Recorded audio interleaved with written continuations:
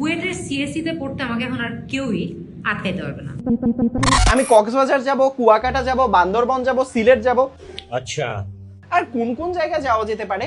Wait, আব্বুকে তো বলাই হয়নি আইফোন কিনে দেওয়ার কথা, কারণ অনেক সুন্দর সুন্দর ছবি তুলতে হবে তো।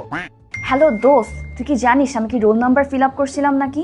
ছুটি এ প্লাস না পাই কি হবে? আম্মু তো বিয়ে দিয়ে দিবে। কলেজ অ্যাডমিশন সামনে, চান্স না পাইলে আম্মু তো বিয়ে দিয়ে দিবে। আচ্ছা, কমার্স নিব নার্স নিব, কিন্তু আমার তো ডাক্তার হওয়ার ইচ্ছা। আম্মু তো বিয়ে দিয়ে দিবে। বাসায় কি থাকতে পারবো নাকি বের করে দিবে? বের করলো কোথায় যেয়ে থাকবো? আম্মু তো বিয়ে দিয়ে দিবে। দেখো ভাই, হাতে 2 মাস সময় আছে, ঠিক আছে? প্রথমে এআইটা শিখে একদম ফাটাই ফেলবো, এরপরে ফ্রিল্যান্সিংটা শিখে মাসে কোটি কোটি টাকা কামাবো, ব্যাংকে খালি টাকা ঢুকতেই থাকবে। তারপরে ভিডিও এডিটিং এমন শিখবো বাংলাদেশের কেউ এরকম ভিডিও জীবনে দেখেও নেই। এর মাঝখান দিয়ে ড্রাইভিংটাও শিখে ফেলবো, তারপর স্পোকেন ইংলিশ দিয়ে কিন্তু শুরু করতেছি। কি মনে করছেন 2 মাসে এগুলো শিখতে পারবো না? হে হে, চিনো আমাকে? স্কুল লাইফটা চোখের পলকে এইভাবে শেষ হয়ে গেল। ওদের সাথে কি আর দেখা হবে না?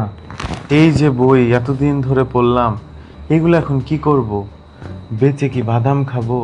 ডিপ্রেশন। রুটিন বানায় ফেলছি, ডেইলি টার্গেট সেট করে ফেলছি, মান্থলি টার্গেটও সেট করে ফেলছি।